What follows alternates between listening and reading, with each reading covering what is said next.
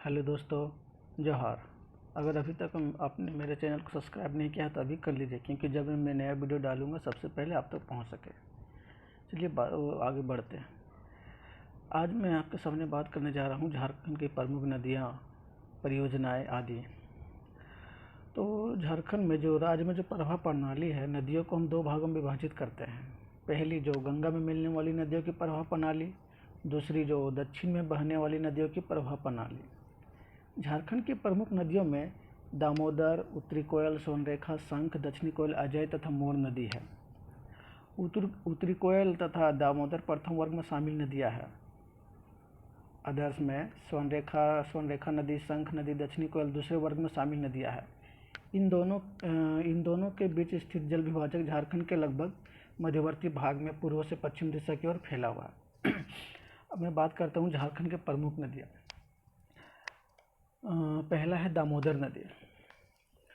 जो दामोदर नदी है, इसका उद्गम स्थल टोरी, जो अभी लातेहार में है, पहले पलामू का स्थान था, जो छोटानागपुर पठार का ही क्षेत्र है, तो वहाँ से इसका उद्गम होता है।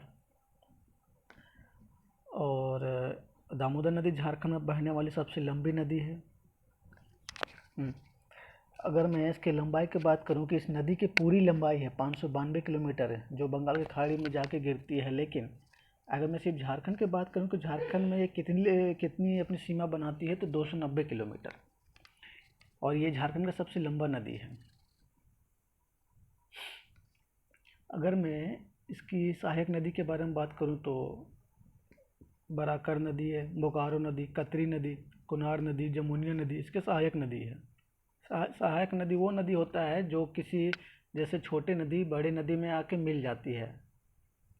अगर मैं इस नदी को रूपनाम से बात करूं तो इसे देव नदी भी बोलते हैं और बंगाल का शोक भी बोलते हैं। जैसे बिहार का शोक कोसी नदी है, उसी तरह बंगाल का शोक दामोदर नदी है। और ये झारखंड की सबसे बड़ी तथा लंबी नदी भी है, और झारखंड का ये सबसे प्रदूषित नदी भी है। मैं आगे बढ़ता हूँ बराकर नदी। ये जो बराकर नदी है, ये छोटानागपुर पठार से निकलकर, मतलब जो पदमा क्षेत्र जो हजारीबाग जिला में है, वहाँ से निकलकर धनबाद और मानभूम जाके दामोदर नदी से मिल जाती है।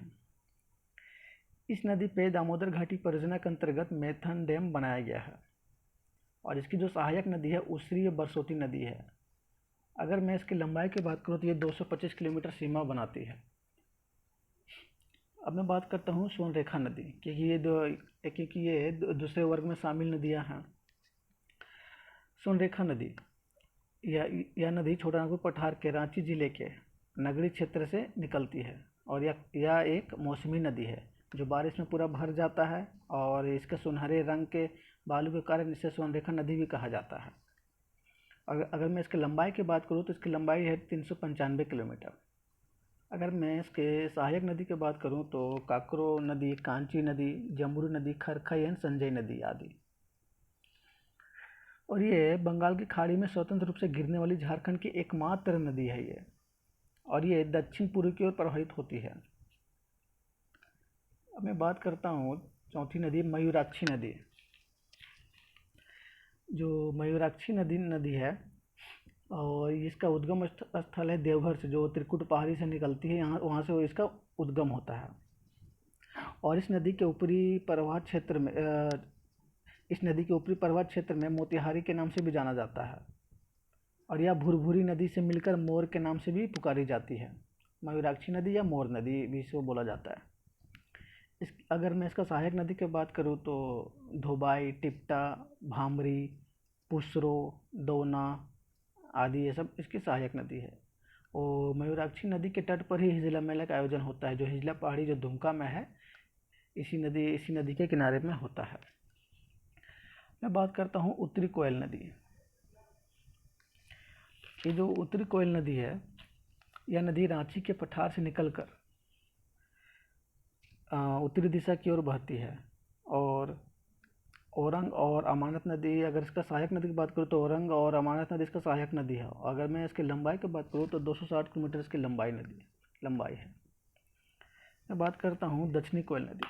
अगर इसका उद्गम की बात करें तो इस नदी का उद्गम स्थल छोटानागपुर पठार है, मतलब ये भी रांची के नगरी स्थल से निकलता है, गांव से निकलता है, और यह आगे चलकर शंख नदी से मिल जाती है। और इसकी अगर मैं सबसे बात करूँ कि सबसे जो सहायक नदी है वो कारू नदी है, और इसी पे कोयला कारो परियोजना का निर्माण किया गया है दक्षिणी कोयल नदी पे। अब मैं बात करूँ कि जो ब्राह्मणी नदी है, ब्राह्मणी नदी इसका जो उद्गम स्थल है दुमका जिले के दुधवा पहाड़ से है, दुधवा पहाड़ी से होता है। अगर मैं इसका सहायक की बात करूँ तो गुमरो और एरो इसका सहायक नदी है। सोन नदी, सोन नदी का जो उद्गम स्थल है ये मैकाल पर्वत के जो अमरकंटक मध्य प्रदेश में है वहाँ से निकलती है ये मैकाल पर्वत से। और यह नदी पटना के पास गंगा नदी से मिल जाती है।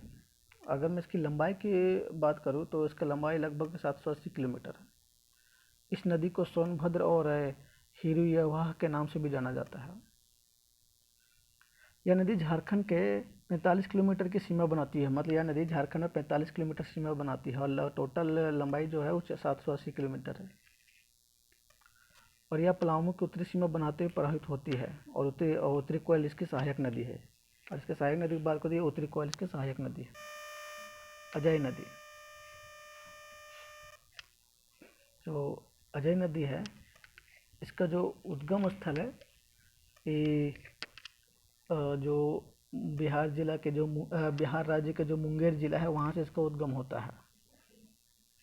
और अगर मैं इसकी सहायक नदी की बात करूँ तो इसका सहायक नदी है परसरो एवं जयंती इसका सहायक नदी है। और इसको झारखंड में देवघर तथा जामताड़ा में ये बहती है। झारखंड में अगर बात करूँ कि झारखंड में कहाँ बहती है तो झारखंड के देवघर जिला और जामताड़ा जिला में ये बहती है अजय नदी।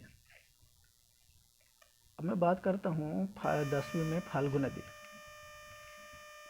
ये जो फाल्गु नदी है इसका जो उद्गम स्थल है यह छोटानागपुर पठार के उत्तरी भाग से निकलती है, और यह बहुत सारी छोटी छोटी सरिताओं के मिलने से बनती है जिसे निरंजना कहते हैं। और इसका सहायक नदी है मोहना। इसी नदी का उद्गम केवल झारखंड में ही है। अगर मैं बात करूँ सकरी नदी, इसका जो उद्गम होता है ये उत्तरी छोटानागपुर का पठार से इसका उद्गम होता है। और अगर मैं इसका सहायक नदी की बात करूँ तो ये किंडल और मोरहर इसकी सहायक नदी है, और इसको सुमागदी के नाम उपनाम से भी जाना जाता है सकरी नदी। पुनपुन नदी, ये जो पुनपुन नदी है इसकी जो सहायक नदी है, मतलब ये पुनपुन नदी है झारखंड के पलामू जिला से इसका उद्गम होता है। और इन नदियों का जो उद्भव है हजारीबाग के पठार एवं पलामू उत्तरी क्षेत्र में होता है, और इसे पवित्र नदी भी कहते हैं और कीकड़ नदी भी कहते हैं। अगर इसके सहायक नदी की बात करूँ तो ये दर्धा और मोरहर इसका सहायक नदी है, और ये आगे चलकर गंगा से मिल जाती है। और जैसे अन्य नदियाँ भी है, जैसे शंख नदी है, ये नेतरहाट पठार से पश्चिमी छोर में उत्तरी कोयल नदी के विपरीत बहती है जो गुमला जिले से निकलती है। और इसका यह राजा दोड़ा के पास लगभग 200 फीट ऊंचा जलप्रपात मतलब झरना बनाती है, फॉल बनाती है, जो इसी झरना में सदन घाघ जलप्रपात के नाम से भी जाना जाता है ये शंख नदी को। और मैं अगर दूसरा बात करूँ औरंगा नदी, औरंगा नदी जो इस नदी का अगर मैं उद्गम स्थल बात करूँ तो लोहरदगा जिले के किस्कू प्रखंड के उमदाग गांव से निकलती है। पहले ये तो जो लोहरदगा है तो रांची में ही था। और यह उत्तरी कोयल के सहायक नदी है, और इसकी सहायक नदी घाघरी गोवा नाला धधारी सुकरी है। अगर मैं बात करूँ अमानत नदी, अमानत नदी इसका उद्गम स्थल सरगुजा, इसका उद्गम स्थल लोहरदगा जिले के किस्को पर अगर अमानत नदी की बात करूँ इसका उद्गम स्थल पद्मा हजारीबाग से है। कहीं कहीं पे ये चतरा से भी हो इसको बताया जाता है। और यह करीब 100 किलोमीटर की दूरी तय करती है, और यह कोयल नदी में जाके मिल जाती है। अगर मैं इसका सहायक नदी की बात करूँ तो जिजोई माइला जमुनिया खेरो चाको सलाही पाटल ये सब इसकी सहायक नदी है। और आगे बढ़ता हूँ चानन या पंचानन। ये जो चानन नदी है यह नदी 5 धाराओं से मिलके बना है, इसलिए इसे पंचानन नदी भी कहते हैं, और जो छोटानागपुर का पठार से निकलता है। बांसलोई नदी, अगर मैं बांसलोई नदी की बात करूँ तो ये बांस पहाड़ गोड्डा जिले से निकलता है। अब मैं बात करूं कि जो आगे बढ़ता हूं, गुमानी नदी, ये राजमहल के पहाड़ी से निकलती है जो साहिबगंज में है, और झारखंड की सीमा को पार कर गंगा से मिल जाती है। और गंगा नदी झारखंड की सीमा में सबसे पहले संथाल परगना के साहिबगंज जिला में तेलियागढ़ी गांव से कुछ दूर पश्चिम में छूती है और लगभग 80 किलोमीटर दूरी तय करती है, और यह पूरब दिशा में बहती है।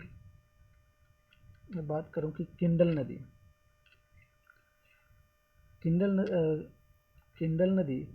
का जो उद्गम स्थल है गिरिडीह से है। अगर मैं और बात करूं कि कांची नदी, यह नदी रांची के तमाड़ इलाके से निकलती है और सिल्ली होते हुए सोनरेखा नदी में जा गिरती है।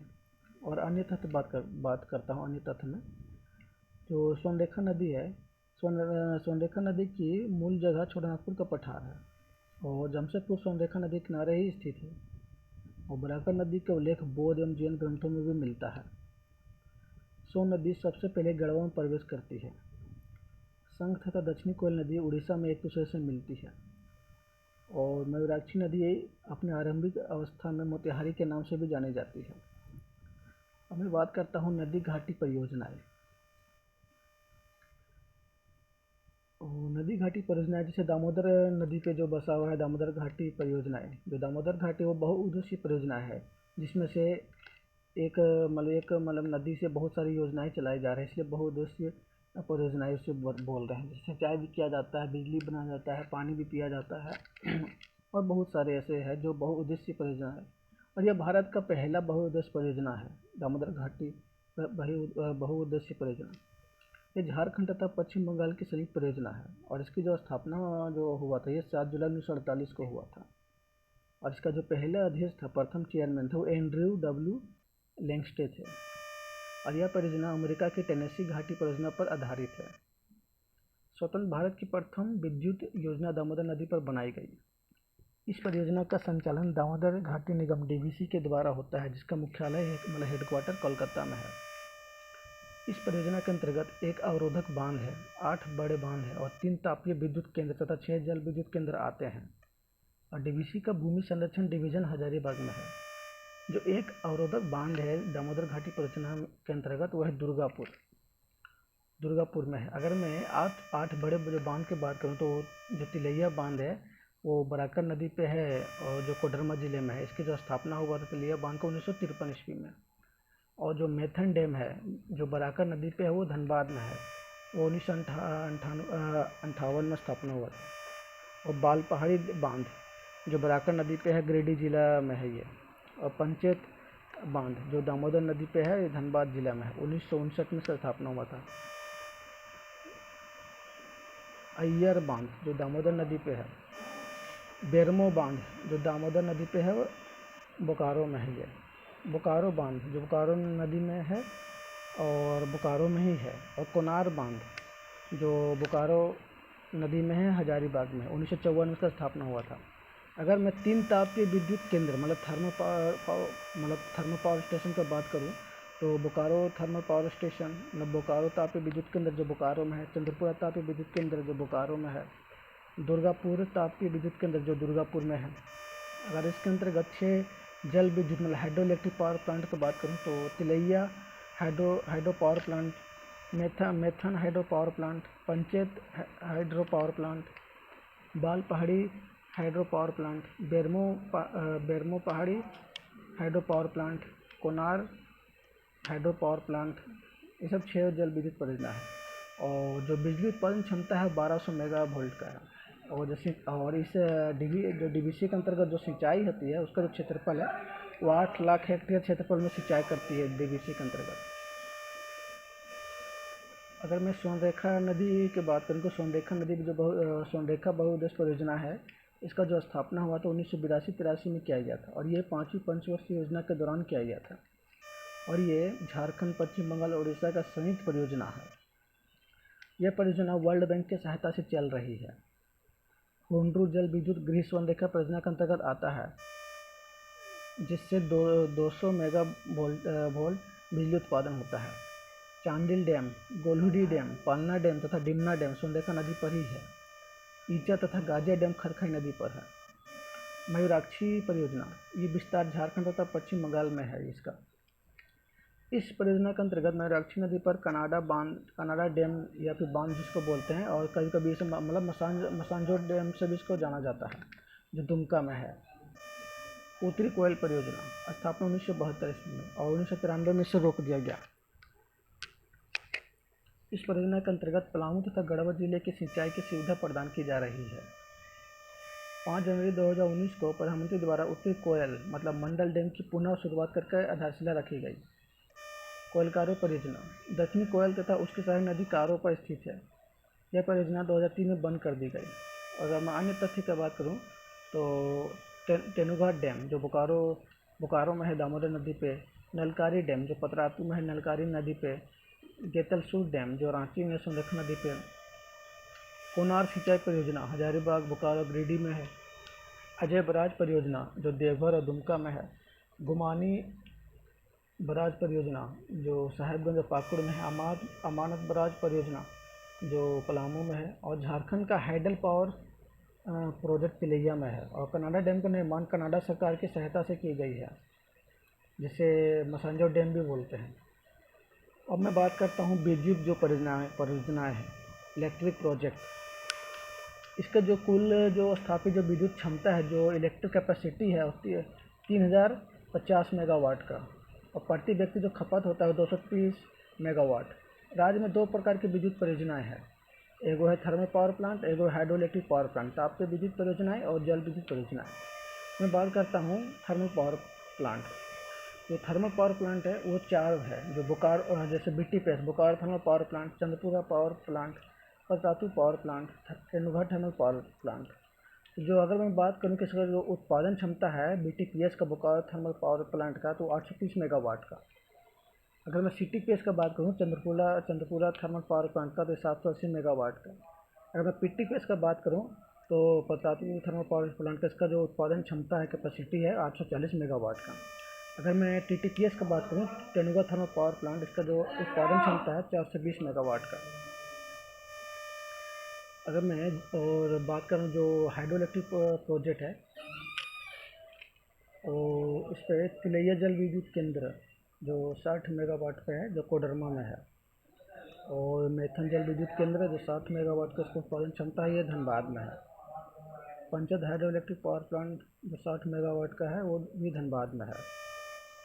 और बाल Pahari hydro electric power plant जो 20 मेगावाट का है, ये जो गिरिडीह में है। Konar hydro electric power plant जो 40 मेगावाट का है, वो बोकारो में है। और Sonrekha hydro electric power plant जो 130 मेगावाट का, जो रांची में है। और अगर मैं अन्य तथ्य की बात करूँ, जो PTPS की जो स्थापना है वो रशिया की सहायता से किया गया था। और BTPS एशिया की सबसे पुराना पावर प्लांट है, जो बोकारो थर्मल पावर स्टेशन है। और गैर टरबाइन पर आधारित झारखंड का एकमात्र विद्युत केंद्र मैथन जल विद्युत केंद्र है। ठीक है दोस्तों, आपको कैसा लगा हमको कमेंट में बताइए। आज के लिए इतना ही, फिर मैं आगे नेक्स्ट क्लास में लेके आऊँगा। जय हिंद, थैंक यू।